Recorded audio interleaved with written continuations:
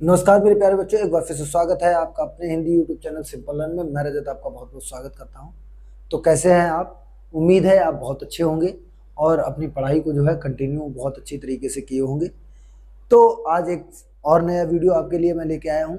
तो आज वाला जो वीडियो है हमारा, वो फ्रांसीसी क्रांति का नेक्स्ट टॉपिक है। हमने पिछले वाले वीडियो में क्या जाना था कि नेशनल असेंबली का गठन कैसे हुआ था। आज वाले वीडियो में हम क्या सीखेंगे? आज वाले वीडियो में हम ये देखेंगे कि फ्रांस जो है वो राजतंत्र से गणतंत्र कैसे बना। पहले तो मैं आपको ये बता देता हूँ कि राजतंत्र क्या होता है और गणतंत्र क्या होता है।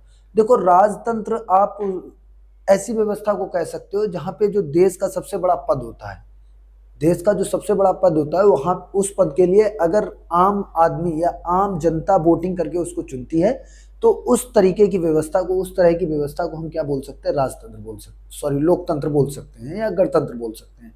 लेकिन एक ऐसी व्यवस्था जहां पे कोई भी जो सबसे बड़ा पद हो या कोई भी जो सबसे टॉप लेवल का जो भी व्यक्ति हो, जैसे आप राजा मान सकते हो या राष्ट्रपति है, अगर वो वंशानुगत है। वंशानुगत का मतलब आप ये कह सकते हो कि साहब किसी के पिताजी राजा थे और जब उनका बच्चा हुआ तो जो राजकुमार था, कुछ समय के बाद जो है पिताजी अपने पद से हटे, तो उस पिताजी के पद की जगह पे अब कौन आ गया? राजा, सॉरी, राजा का बेटा आ गया। तो ऐसी व्यवस्था को हम क्या कहेंगे? ऐसी व्यवस्था को हम राजतंत्र कहेंगे। मतलब देश का जो सबसे बड़ा पद होता है उसके लिए किसी भी प्रकार की चुनाव की प्रक्रिया ना हो, तो ऐसी व्यवस्था को हम राजतंत्र कहते हैं। तो आज वाले वीडियो में हम बात करेंगे कि फ्रांस जो है वो राजतंत्र से गणतंत्र कैसे बना। तो जब ये पूरी व्यवस्था चल रही थी, जो मैंने आपको पिछले वीडियो में बताया था कि वाक्सिल के किले के बाद जब राजा डर गया तो राजा ने क्या किया? नेशनल असेंबली को स्वीकार कर लिया और नेशनल असेंबली ने क्या किया? संविधान बनाया। तो संविधान पर जैसे ही राजा ने हस्ताक्षर किया, अब उस समय राजा कौन था? लुई 16। तो साहब राजा जी ने डर की वजह से किस पे हस्ताक्षर कर दिए? संविधान पे। जब संविधान पे हस्ताक्षर कर दिए तो जैसे ही ये खबर ना आसपास के देशों में पहुंची कि भाई लुई 16 ने तो पब्लिक के सामने खुद को सरेंडर कर दिया है, और वहां पे साहब पहले राजा हुआ करता था, अब वहां पे आज से क्या हो गया? नेशनल असेंबली जो करेगी वो होगा, राजा जी की अब चलने वाली नहीं है। तो जैसे ये बात आसपास के क्षेत्रों में पहुंची कि भाई लुई 16 ने क्या किया? संविधान पे हस्ताक्षर कर दिए, आज से वहां पे राजतंत्र की समाप्ति हो गई है। मतलब जैसे ही लुई 16 ने संविधान पे हस्ताक्षर किए, वैसे ही क्या हुआ कि आपका जो फ्रांस था ना, जो अभी तक राजतंत्र था जहां पे किसी एक राजा का शासन था, अब से वो किसके अधीन आ गया? जनता के अधीन आ गया। मतलब अब वहां पे जनता का शासन हो गया, जनता के लिए संविधान बनाया गया और पूरे देश में जो शासन की प्रक्रिया थी अब वो संविधान के हिसाब से चलने वाली थी। जैसे ही ये खबर आसपास के राजाओं को पड़ी, अब आप एक बात सोचिएगा, अपने दिमाग से ये सोचिएगा, मैं आपको पिछले वाले वीडियो में भी बता चुका हूं कि कोई भी राजा हुआ ना, वो कभी अपनी इच्छा से सत्ता छोड़ना ही नहीं चाहता है। यहाँ पे पब्लिक ने ही जबरदस्ती की ना, तब जाके उसने शासन सत्ता को छोड़ा। एक बात याद रखना, जो इस असेंबली को लीड कर रहे थे, मिरावियो और आबेसिये, मैंने उनके बारे में बताया था। वो चीज आपको याद रखनी है जो मैंने पिछले वीडियो में आपके साथ डिस्कस किया था। तो होता क्या है कि जैसे ही संविधान पे राजा जी हस्ताक्षर करते हैं, वैसे वहां पे क्या? गणतंत्र स्थापित हो जाता है। लेकिन इस चीज से कुछ लोग बहुत परेशान थे। कुछ लोगों में कौन लोग परेशान थे साहब? आसपास के जो देश थे ना, उन देशों के जो राजा थे वो बड़ा परेशान हो गए। उन्होंने कहा कि ऐसा होता ना कि आपने देखा होगा कि मान लो आपके घर में आग लगी है, और आपके घर में जब आग लगेगी ना, तो आपके पड़ोसी भी आपके साथ चिंतित हो जाएंगे, परेशान होने लगेंगे, यार कैसे भी करके ये आग बुझाओ, अगर ये आग नहीं बुझी तो हमारे घर तक आ जाएगी। यही सेम हो रहा था कहां पर? फ्रांस में। फ्रांस में क्या था कि साहब, फ्रांस में जैसे ही गणतंत्र स्थापित हुआ ना, तो आसपास के जो राजा थे वो चिंतित होने लगे। उन्होंने कहा यार ये बड़ा गलत हो गया, अब यहाँ की पब्लिक को देख के कहीं ऐसा ना हो हमारे यहाँ की जनता भी गणतंत्र की मांग करने लगी। तो इन जो आसपास के राजा थे, जो आसपास के देश थे, उन देशों के जो राजा थे ना, वो आपस में एक तरीके से कह सकते हो वार्ता करने लगे। उन्होंने आपस में चर्चा का विषय हो गया। उन्होंने यार कैसे भी करके ये फ्रांस में जो पब्लिक वाला नरेशन चल रहा है, इसको कैसे भी करके टैकल डाउन कर रही है, नहीं तो हम लोगों की भी जो सत्ता है ना वो आगे खतरे में आ सकती है, क्योंकि पब्लिक देखेगी वो भी कल को मांग कर देगी। तो इसी चीज से चिंतित होकर इन राजाओं ने डिसीजन लिया कि अब की बार ऐसा करते हैं, गर्मियों में अपनी अपनी सेना भेजते हैं। कहाँ भेजेंगे सेना? कि हम अपनी अपनी सेना जो है वो पेरिस में भेजते हैं। फ्रांस की जो वर्तमान में जो कैपिटल है ना, वहां पे भेजते हैं। पेरिस में हम अपने देश की सेना को भेजते हैं और कैसे भी करके हम ये जो राजा से जो लोगों ने वहां की शासन व्यवस्था को छीना है, वो हम उसको दोबारा से दिलाएंगे। तो जैसे ये डिसीजन ऑस्ट्रिया और प्रसा ने लिया, जो आसपास के देश थे, और ऑस्ट्रिया और प्रसा क्यों इतना इन्वॉल्व होना चाह रहे थे? याद है ना, आपको लुई 16 की पत्नी का क्या नाम था? मैरी एंतोइनेट। और मैरी एंतोइनेट साहब थी कहाँ की? ऑस्ट्रिया की। मतलब राजा के ससुराल वाले बड़े परेशान हो गए, उन्होंने कहा कैसे भी करके अपने जो है राजा जी जो है हमारे दामाद जी, इनको कैसे भी करके हमको सत्ता दिलानी है।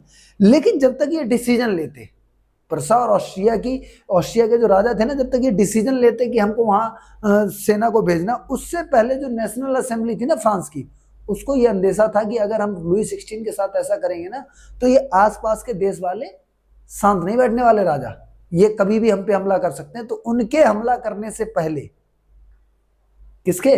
ऑस्ट्रिया और प्रसा के हमला करने से पहले ही नेशनल असेंबली क्या कर देती है? युद्ध का ऐलान कर देती है। युद्ध का ऐलान करती है फ्रांस और प्रसा और ऑस्ट्रिया के विरुद्ध। ये कहती है भाई हम लोग जो है अब ऑस्ट्रिया और प्रसा पे क्या करने वाले हैं? हम लोग आक्रमण करने वाले हैं। लेकिन सेना तो साहब उस समय राजा के कंट्रोल में थी। जब सेना राजा के कंट्रोल में थी तो जाएगा कौन? तो होता ही है, जैसे ही वहां के लोगों को ये पता चलता है कि यार ये कभी भी हम पे हमला कर सकते हैं, अगर हमने ऐसा नहीं किया तो साहब हमारी ये जो हमको गणतंत्र हम हुए ये खतरे में है, कभी भी हम फिर दोबारा से राजतंत्र में आ सकते हैं। तो जैसे ये बात लोगों को पता चली ना, फ्रांस के लोगों को, युवाओं को, पुरुषों को जैसे ये बात पता चली, उन्होंने क्या किया? अपने आप से स्वयं, जैसे ही नेशनल असेंबली ने ये कहा कि हम लोग प्रसा और ऑस्ट्रिया के विरुद्ध युद्ध करेंगे, तो जो युवा था ना वो अपने आप से चल के खुद से सेना में भर्ती होने लगा। और ये किसके विरुद्ध थे? ये राजाओं और कुलीनों के विरुद्ध थी। कौन? जो देश का आम जनता थी ना देश की, वो राजाओं के विरुद्ध थी, और जो कुलीन थे, पैसे वाले लोग थे, उनके विरुद्ध थी। अब जैसे ही स्वयंसेवक सेना में भर्ती होने लगे तो इन्होंने क्या किया? इन्होंने साहब ये युवा जो थे ना, ये किसकी तरफ जाने लगे? प्रसा और ऑस्ट्रिया की तरफ ये जो है जाने लगे। जब ये प्रसा और ऑस्ट्रिया की तरफ जा रहे थे ना ये युवा, तो साहब एक गाना, एक म्यूजिक गुनगुना रहे थे, एक गाना गुनगुना रहे थे। और ये गाना लिखा किसने था? रॉजर डी लाइल ने। ये आपको नाम याद रखना है कि रॉजर डी लाइल ने क्या किया? एक म्यूजिक लिखा और इस म्यूजिक का नाम था मार्सिले। तो ये लोग मार्सिले गुनगुनाते हुए ना, किधर? ये लोग मार्सिले गुनगुनाते हुए पेरिस की ओर बढ़ने लगे। तो जब ये पेरिस की ओर बढ़े तो एक उत्साह के साथ, जब ये पेरिस की ओर जो पुरुष युद्ध के लिए जा रहे थे, तो घरों पे साहब कौन रह गया? आप पुरुष तो चले गए युद्ध में, तो घरों पे महिलाएं रह गईं। और महिलाओं ने आगे बढ़कर इस सिचुएशन को हैंडल किया। उन्होंने कहा ठीक है, अपने अपने युवा पुरुषों से कहा, अपने अपने बेटों से कहा कि तुम लोग जाइए युद्ध में, तुम लोग ऑस्ट्रिया और प्रसा के विरुद्ध युद्ध लड़िए, घर की चिंता छोड़िए, घर पे हम जो है हम इसको हैंडल कर लेंगे। तो जो ये गीत गुनगुनाते हुए ये लोग जा रहे थे ना, यही गीत आगे चल के कहाँ का राष्ट्रीय गीत बनता है? फ्रांस का। तो याद रखना, फ्रांस का राष्ट्रीय गीत क्या है? मार्सिले। किसने लिखा था? रॉजर डी लाइल ने। और पीछे मैं आपको बता चुका हूँ, फ्रांस के 3 राष्ट्रीय रंग हैं। कौन कौन सा? नीला, काला और लाल। अब जब ये पुरुष चले गए तो उसके बाद क्या होता है कि भाई ये बाद में ये मेजर किया जाता है कि साहब जो ये संविधान बनाता है इससे फायदा किसको हुआ। तो ओवरऑल जो कंक्लूजन निकल के आया, तो मैंने आपको बताया था कि जब हमने ये बात की थी कि नेशनल असेंबली को लीड कौन कर रहा था, तो नेशनल असेंबली को 2 लोग लीड कर रहे थे, आबेसी और कौन? एक तो आबेसी था और दूसरा कौन था? एक और कोई था, क्या नाम था उसका? दूसरा जो व्यक्ति था, एक आबेसी था और दूसरा था आपका मीराव्यू। एक कुलीन परिवार से था और एक पादरी परिवार से था। तो जो ये मीराव्यू और आबेसी थे, ये दोनों टॉप लेवल से थे, मतलब एक कुलीन परिवार से था, एक पादरी परिवार से था। तो इन्होंने जो संविधान बनाया ना, उसमें ज्यादातर बेनिफिट किसको दे दिए? सब कुलीन परिवारों को दे दिए। तो जब कुलीन परिवारों को ये बेनिफिट दिए गए, तो बाद में जब लोगों ने इन पे चर्चा करना स्टार्ट किया ना, लोगों ने जब इस पे बात करना स्टार्ट की कि भाई ऐसा कैसे संभव हो सकता है कि कुलीन वर्गों को ज्यादातर अधिकार मिल जाए, तो फिर छोटे छोटे चर्चा के समूह, मतलब ग्रुप्स बनने लगे, लोग आने जाने लगे, आते जाते समय इन चीजों पे चर्चा करने लगे। फिर लोग जो है क्लबों में एकत्रित होने लगे और सरकारी योजनाओं पर बात करने लगे कि यार इनसे तो इन्हीं को बेनिफिट हो रहा है, हमारा कोई बेनिफिट ही नहीं, तो ये संविधान बनाने का क्या मतलब रहा। तो इस टाइप की बातें होने लगी। तो इन क्लबों को ही क्या कहा जाने लगा? जैकोबिन क्लब कहा जाने लगा। इन क्लबों को क्या कहा जाने लगा? जैकोबिन क्लब कहा जाने लगा, जहां पे सरकार की योजनाओं की चर्चा होती थी। और इन जैकोबिन क्लबों में क्या होता था कि इन जैकोबिन क्लबों में सरकार की योजनाओं की आलोचनाएं भी होती थी और उनके अच्छे टर्म्स को भी बात की जाती थी। बात आती है साहब, ये जैकोबिन क्लब जो है ये था क्या? ये साहब राजनीतिक अड्डा थे। यहाँ पे लोग राजनीति से रिलेटेड बातचीत करते थे और जैकोबिन क्लब का जो नाम था वो सेंट जेकब के नाम पे रखा गया था। सेंट जेकब जो कि फ्रांस के एक चर्चित व्यक्ति थे, इन्हीं के नाम पे इन क्लबों का नाम रखा गया। और ये जैकोबिन क्लब जो थे ये आगे जो फ्रांस की गतिविधियां थी उनमें बड़ा इन्वॉल्व थे। इनका एक अपना अलग से ड्रेस कोड आता है, तो हम उन सब चीज़ों पे अगले वीडियो में चर्चा करेंगे।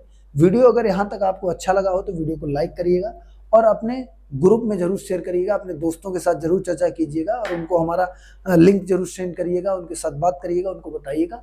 अगर वीडियो अच्छा लगता है तो लाइक जरूर करिएगा। मिलते हैं आपसे अगले वीडियो में। जय हिंद, जय भारत।